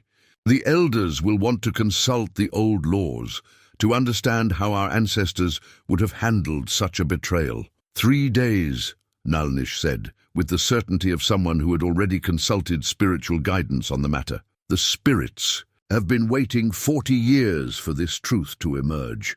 They will not wait much longer. 3 days gives the community time to prepare, but not so much time that fear and politics can cloud what needs to be done. Takoda felt the rightness of her decision in his bones. 3 days would allow the sacred items to be properly blessed and prepared for their return to the community. 3 days would give him time to organize his thoughts and testimony, to ensure that Ayana's story was told with the dignity and completeness it deserved. 3 days would allow the mountain lion to complete whatever spiritual work had brought it to this moment. As if sensing his thoughts, the great cat padded over to where Takoda stood and pressed its massive head against his leg. The contact sent a familiar jolt of connection through his body, but now he understood it differently, not as mysterious animal behavior, but as communication from Ayana's spirit, using the lion as a bridge between the worlds of the living and the dead. There's something else, Joseph said suddenly, his voice tight with a new kind of fear. Something I haven't told you about that day, about why the ambush was so successful. The admission hung in the air like storm clouds gathering on the horizon. Takoda felt his stomach clench, sensing that whatever revelation was coming would be even more devastating than what they had already learned. What else? Nalnish demanded, her patience with Joseph's gradual confessions clearly wearing thin. Jesus, Mexicans didn't just know our attack plans, Joseph said, his words coming slowly, as if each one caused him physical pain. They knew about the sacred items hidden in the burial ground because I told them. They knew which ones were most valuable, most important to our spiritual practices, because I described them in detail. The raid wasn't just betrayal, it was commissioned theft, designed specifically to wound our people's connection to the ancestors. The revelation hit Takoda like a physical blow. He had assumed that the Mexican soldiers had simply stumbled upon the burial ground during routine patrol, activities that the theft of sacred items had been opportunistic rather than planned. Learning that Joseph had deliberately targeted their most precious spiritual artifacts transformed the crime from tragic mistake to calculated sacrilege. You gave them a shopping list, Takoda said, his voice barely controlled. You told them exactly what to steal to cause maximum spiritual damage to your own people. I thought, Joseph began, then stopped himself. "No, that's not true. I didn't think. I was young and stupid and desperate for the money they offered. They said they were collectors, that the items would be preserved and studied rather than melted down for their materials. I told myself I was ensuring the artifacts would survive even if our people didn't." The mountain lion's growl cut through his explanation like a blade through silk. The sound was unlike anything Takoda had heard from the animal before, not the warning of a predator or the communication of a guide, but something that seemed to come from the earth itself, expressing the outrage of violated spirits. "Enough," Nalnish said, her voice carrying absolute authority. "No more revelations, no more justifications, no more attempts to minimize what was done. The tribal council will hear everything, the betrayal, the theft, the 40 years of deception, and they will decide what justice looks like. Until then, we prepare." She turned to address Joseph's companions. "You will serve as witnesses to what has been revealed here today. When the council convenes, you will testify to what you have seen and heard. This is not a request. It is an obligation to the truth that can no longer be hidden." Both men nodded, their faces reflecting the gravity of what they had witnessed. The younger one looked particularly shaken, as if his understanding of the world had been fundamentally altered by learning that respected elders could carry such terrible secrets. As the group prepared to separate, Joseph and his companions, returning to the reservation to face whatever consequences awaited them, Takoda and Nalnish remaining at the trading post to complete their preparations, the mountain lion took one final action that crystallized the spiritual significance of the moment. The great cat approached Joseph's paint stallion, which had been growing increasingly nervous throughout the confrontation. Instead of the aggressive display everyone expected, the lion simply touched its nose to the horse's muzzle in what could only be described as a blessing or farewell. The gesture was so clearly an act of forgiveness rather than condemnation that even Joseph seemed moved by it.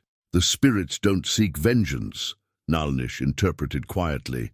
"They seek truth, acknowledgement, and the restoration of balance. What happens to you after the council depends not on the crime itself, but on how completely you embrace the path of making amends." Joseph nodded, tears streaming down his weathered cheeks. "I understand. For 40 years I've been trying to atone while still hiding from the truth. Maybe it's time to finally stop running." As the riders departed, heading back toward the reservation and the reckoning that awaited them there, Takoda found himself alone with Nalnish and the mountain lion as the desert evening settled around them. The great cat seemed different now, less like a wild animal and more like a visiting relative, preparing to return home after completing important business. "Tomorrow we will begin the final preparations," Nalnish said, watching the dust cloud raised by the departing riders fade into the distance. "The sacred items must be blessed according to the old ways. Your testimony must be organized so that Ayana's story is told with proper ceremony, and the community must be prepared to face truths they never imagined." Takoda nodded, feeling the weight of responsibility settling on his shoulders like his grandfather's ceremonial blanket. For 40 years, he had carried the burden of not knowing what had happened to his brother. Now, he would carry the burden of revealing truths that would change how his people understood their own history. But as the mountain lion pressed against his leg one final time, he felt also the lightness that came from completed duty. Ayana's spirit could finally rest. The sacred items could finally return home, and each one a point of light in the vast darkness, each one a reminder that some truths are too important to remain hidden, no matter how long it takes for them to shine. The morning of the tribal council dawned clear and still, as if the desert itself was holding its breath for the revelations to come. Takoda had spent the 3 days in careful preparation, working with Nalnish to ensure that every detail of Ayana's story would be told with the dignity and completeness it deserved. The sacred items had been blessed according to ancient protocols, their spiritual power restored through prayers and ceremonies that reached back to the beginning of Apache memory. Now, as the sun climbed toward its zenith, members of the tribal community gathered around the traditional council fire that had been built in the center of the reservation's main gathering place. The fire itself was constructed according to old ways. 4 logs arranged to honor the cardinal directions, kindled with sacred plants that would carry prayers to the spirit world. Around it, arranged in concentric circles, sat the elders, respected, community members, and anyone else who wished to witness the proceedings.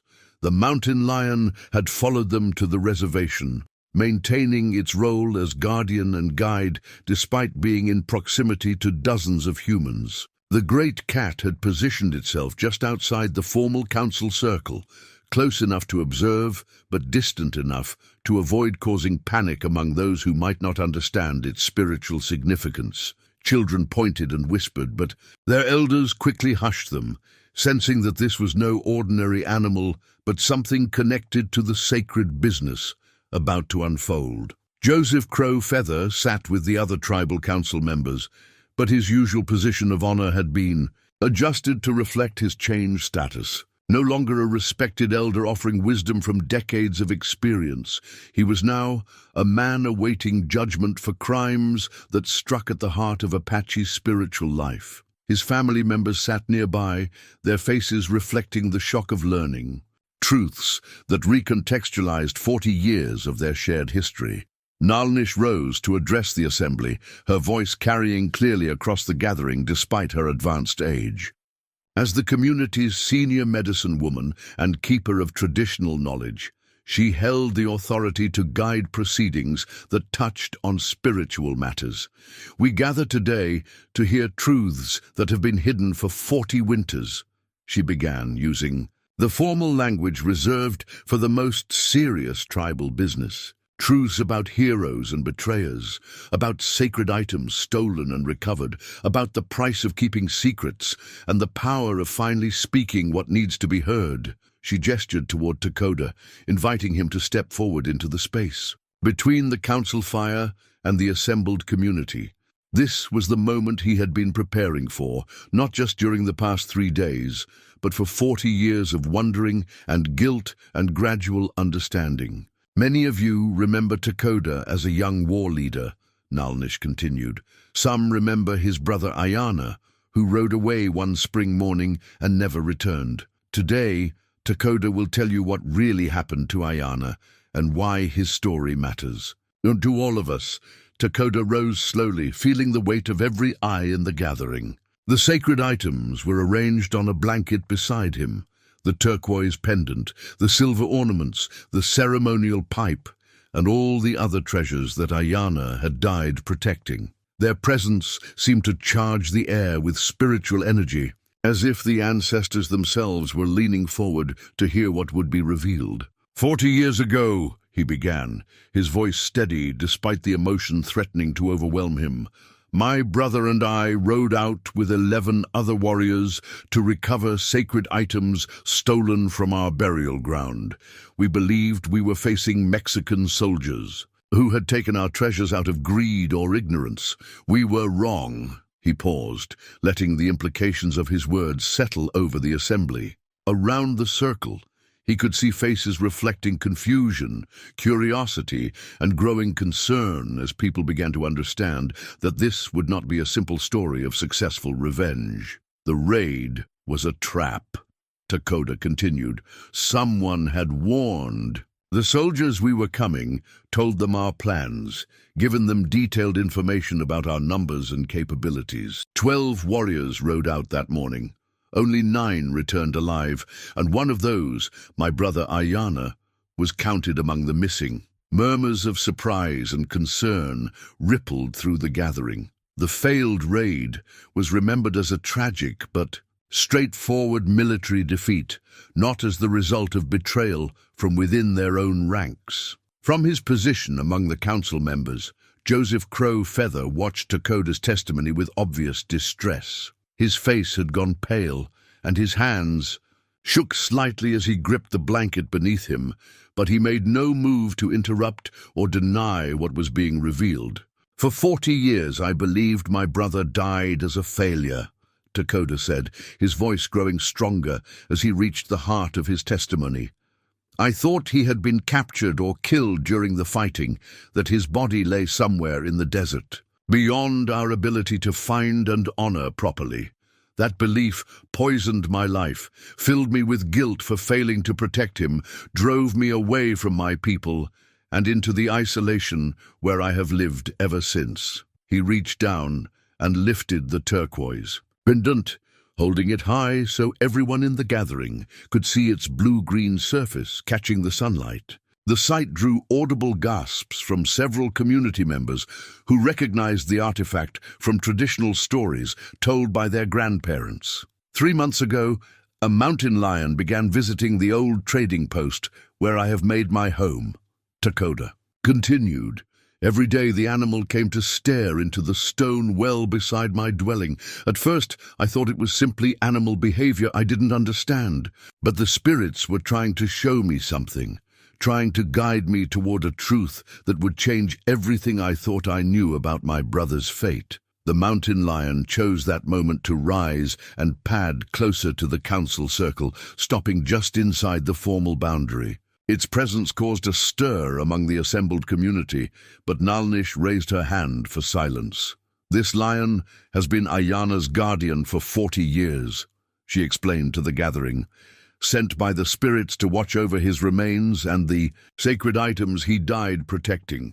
Today it comes to witness the completion of its long vigil." Takoda set the pendant down and picked up the silver cross that had served as Joseph's payment for betrayal. Unlike the sacred turquoise, this object seemed to absorb light rather than reflect it, its Apache symbols appearing somehow corrupted despite their technical beauty. "When I followed the lion's guidance into the well, I found more than my brother's remains," he said, his voice taking on the cadence of formal testimony. "I found these sacred items, hidden where Ayana placed them after recovering them from the Mexican soldiers. And I found evidence of how those soldiers knew exactly what to steal and where to find it." The weight of accusation in his words was unmistakable.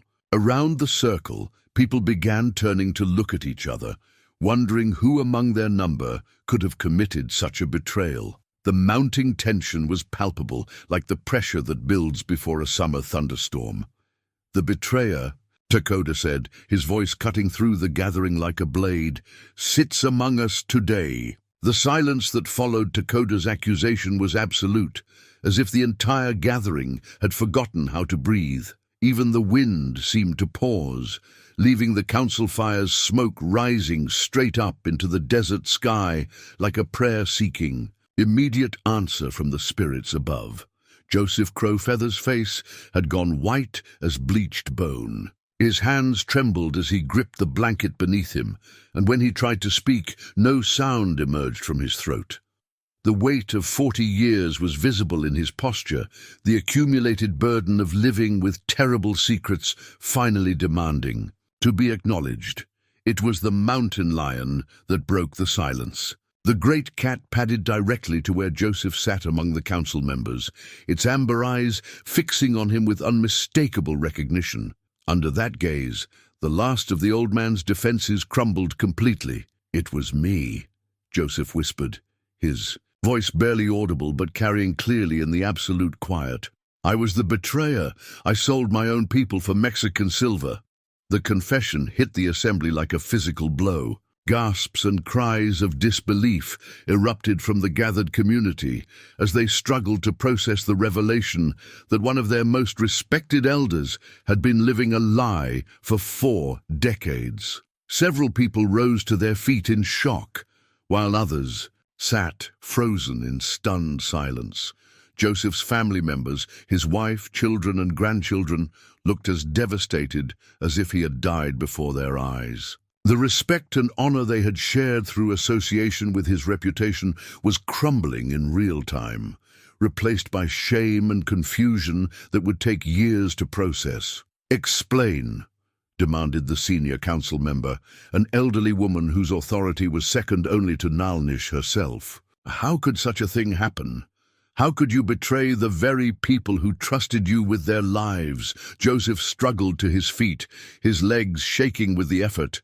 When he spoke, his voice carried the hollow sound of a man finally releasing secrets that had been eating him alive from the inside. "I was 20 years old," he began, the words tumbling out in a rush, "foolish and desperate, and convinced that I could control the outcome. The Mexicans approached me during a trading expedition, offered me more silver than my family had ever seen. They said they just wanted to avoid unnecessary conflict, that taking a few artifacts would be better than fighting a war that would kill many people on both sides." He paused, wiping tears from his weathered cheeks. "They made it sound reasonable, even noble. They said the items would be preserved in collections rather than lost to warfare. I told myself I was protecting my people by giving them what they wanted without bloodshed."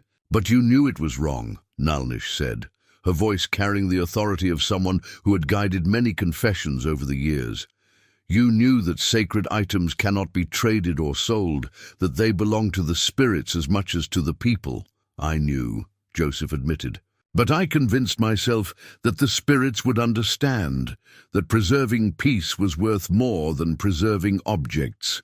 I was young enough to believe that good intentions could transform bad actions into something acceptable." From the blanket beside Takoda, the turquoise pendant seemed to pulse with inner light, as if the ancestors contained within it were responding to the confession with their own form of judgment. The effect was subtle but unmistakable, adding a supernatural weight to the proceedings that made even the skeptics in the assembly lean forward with increased attention. "Tell them about the ambush," Takoda said, his voice harder than winter. "Wind, tell them how your information led to the deaths of 3 warriors who trusted you with their lives." Joseph's breakdown was complete now. 40 years of suppressed guilt pouring out in racking sobs that shook his entire frame. "I gave them our attack plans," he choked out. "Our numbers, our weapons, our approach routes. I hoped, that they would simply be ready to defend themselves, that maybe a few people would be wounded, but no one would die. I never imagined they would set an ambush, that they would turn our own knowledge against us so completely." The mountain lion had remained motionless throughout Joseph's confession, but now it began to pace in a slow circle around the fire. Its movement was hypnotic, deliberate, like a living embodiment of justice preparing to render judgment. 3 good men died because of my betrayal," Joseph continued, his voice breaking completely. "And Ayana, brave, foolish Ayana, died trying to fix what I had broken. He recovered the sacred items, but the knowledge that led to his death came from me. Every day for 40 years, I've carried the weight of knowing that his blood was on my hands." A younger tribal member, someone who had grown up hearing stories of Joseph's heroism during the raid, stood up in the assembly. "If you felt such guilt, why didn't you confess years ago? Why did you let people honor you as a hero when you knew you were a traitor?" The question cut to the heart of the matter, not just the original betrayal, but the decades of deception that had followed. Joseph looked around the circle of faces, seeing his life's work crumbling, as people reassessed everything they thought they knew about him. "Fear," he said simply. "Fear of exactly this moment, of seeing the respect in your eyes turn to disgust and shame. I told myself that confessing would serve no purpose except to destroy my family's reputation and cause pain to people who had done nothing wrong. But really, I was just protecting myself from the consequences of my choices." Nalnish rose and approached the sacred items laid out on the blanket. She lifted the silver cross that had served as payment for betrayal, holding it up so the afternoon sun revealed every detail of its corrupted beauty. "This is what 30 pieces of silver looks like in Apache hands," she said, her voice carrying to every corner of the gathering. sacred symbols perverted to serve greed and betrayal, transformed from blessing into curse by the circumstances of their creation. She set the cross down and picked up the turquoise pendant, its blue-green surface seeming to glow with inner fire. And this is what Ayana died to protect, not just an object, but the concentrated prayers of 7 generations, the spiritual connection between our people and the ancestors who guide us still. The contrast between the two artifacts was stark and unmistakable. Even those who knew little about traditional Apache spirituality could see the difference. One radiated corruption despite its material beauty, while the other pulsed with sacred. A power that made the air itself feel charged with possibility. "Joseph Crow Feather," Nalnish said formally, using the tone reserved for the most serious tribal business. "You have confessed to betraying your own people, causing the deaths of warriors who trusted you and living a lie for 40 years. According to the old laws, such crimes could be punished by exile or even death. But these are modern times, and we must balance justice with mercy, tradition with the needs of our community today." The mountain lion completed its circle around the fire and settled into a sitting position directly facing Joseph. In its amber eyes, Takoda could see something that looked like judgment, but also something that might have been compassion, the complex mixture of emotions that comes with understanding both the crime and the suffering it had caused. "What would you have us do?" Joseph asked, his voice barely above a whisper.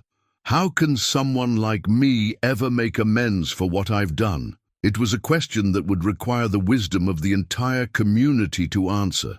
But Takoda could see, in the faces around the circle, that the healing had already begun. The truth, terrible as it was, had finally been released into the light where it could be examined, understood, and ultimately transformed into something that served rather than poisoned the community's future. The sacred items seemed to pulse with approval, as if the spirits they contained were finally satisfied that justice was being served, not through vengeance, but through the restoration of truth and the beginning of genuine healing. The tribal council deliberated until the stars emerged in the desert sky, their discussions guided by Nalnish's wisdom and the spiritual presence that seemed to emanate from the recovered sacred items. When they finally reached their decision, it reflected the complex balance between justice and healing that had always characterized Apache approaches to community conflicts. Joseph Crow Feather would not be exiled or stripped of his tribal membership, but his role in the community would be fundamentally transformed. For the remainder of his life, he would serve as a keeper of cautionary memory, telling his story to young people as a warning about the consequences of betrayal, dedicating himself to preserving the traditional knowledge he had once helped to endanger, and working to ensure that the sacred items he had helped to scatter would be protected and honored in their proper home. "Some mistakes are too large to be erased," the senior council member had explained during the pronouncement of judgment. "But they can be transformed into wisdom if the person who made them has the courage to face their consequences completely." Joseph had accepted his fate with quiet dignity, understanding that this form of redemption would be harder in many ways than exile or punishment. Living with the daily reminder of his betrayal, using his shame as a teaching tool for future generations, would require a kind of courage he had lacked as a young man. But it offered something that mere punishment could not: the possibility of genuine atonement through service. Now, 3 days after the council's conclusion, Takoda stood beside the stone well at his trading post, watching the mountain lion prepare for its final departure. The great cat had completed its spiritual mission, and the signs were unmistakable. This would be their last morning together. The sacred items had been returned to their proper place in a ceremony that brought the entire community together in celebration rather than division. Ayana had been reburied with full honors, his true story finally told and his heroism finally recognized. The well itself had been blessed and dedicated as a shrine to his memory, a place where future generations could come to remember the price of courage and the power of spiritual connection.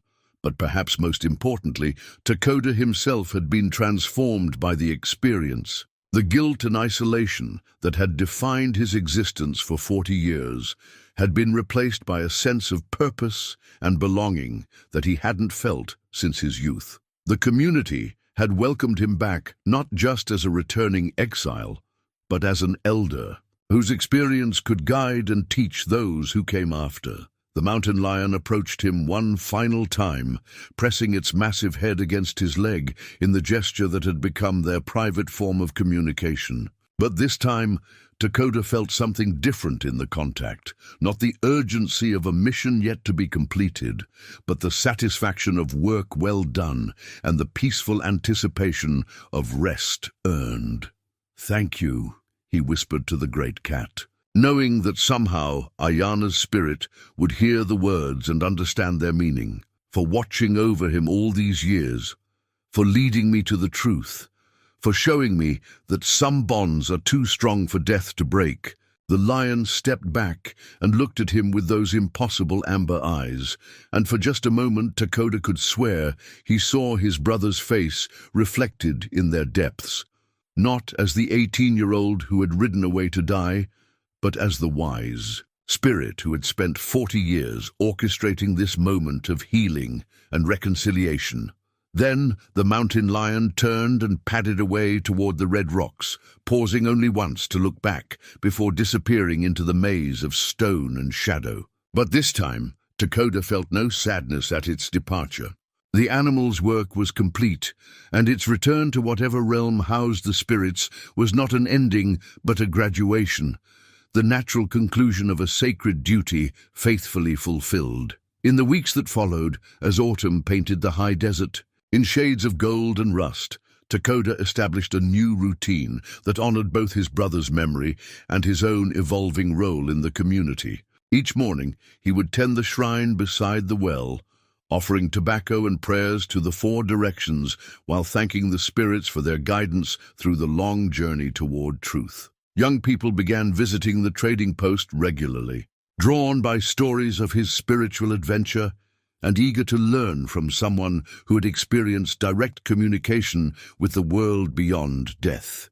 Takoda found himself becoming the kind of elder he had once expected Ayana to be, a keeper of stories, a bridge between the old ways and the new realities, a living reminder that courage could take many forms. Joseph Crowfeather visited monthly, fulfilling his commitment to help maintain the shrine while working through his own process of atonement. The relationship between the two men would never be easy. Too much pain lay between them for simple friendship, but it had evolved into something deeper than personal animosity.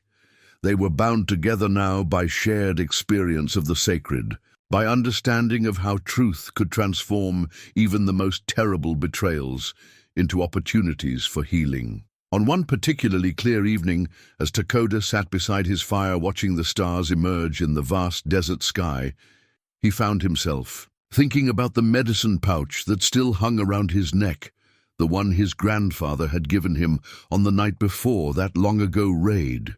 The leather had grown soft with age, and the turquoise beads had been worn smooth by decades of handling, but the spiritual power it contained felt stronger than ever.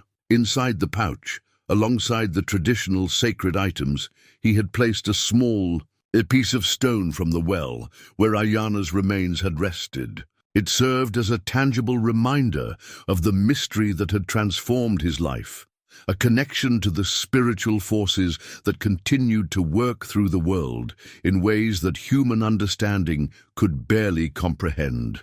As he sat in contemplation, a sound made him look up. Not the return of the mountain lion, which he knew would never happen, but something almost as unexpected. In the distance, approaching along the old wagon road, he could see a small group of riders. As they drew closer, he recognized several young tribal members, people who had heard his story and wanted to learn more about the traditional ways that connected the living with the spirits of the ancestors. Takoda smiled as he rose to welcome them, understanding that this too was part of the pattern the spirits had been weaving, not just the resolution of old mysteries, but the beginning of new relationships that would carry forward the wisdom gained through suffering and loss. His isolation was truly ended now, replaced by the kind of purposeful connection to community that made life meaningful. The fire crackled as he added more wood to prepare for his guests, sending sparks up into the star-filled sky like prayers made visible. Somewhere in that vast darkness he knew Ayana's spirit was finally at rest. His long vigil ended and his mission completed. The mountain lion had returned to whatever realm housed the guardians of the sacred, its duty fulfilled and its service honored. And here, beside an ancient well in the high desert, an old warrior had learned that the most important battles are sometimes fought not with weapons, but with truth, not against enemies, but against the lies we tell ourselves to avoid. Facing difficult realities, the healing that comes from such victories is slower than the satisfaction of physical conquest, but it lasts longer and touches more lives than any raid or ambush ever could. As his visitors approached and he prepared to share his story once again, Takoda felt the deep satisfaction that comes from understanding one's place in the great pattern of existence. The spirits were still at work in the world, still guiding those who had the courage to see beyond the obvious and the wisdom to listen for voices that spoke without words. The sacred work would continue, as it always had, as it always would, carried forward by those who understood that some truths are worth waiting 40 years to reveal, and that the connections between people who love each other are stronger than time, stronger than death, stronger than any force that tries to break them. Apart in the dancing light of the fire, surrounded by eager young faces ready to learn from his experience, Takoda began once again to tell the story of a mountain lion that kept looking into a well, and what an Apache warrior found there that left him not in tears of sorrow, but in tears of joy for the understanding that healing was always possible, even after decades of believing it was too late.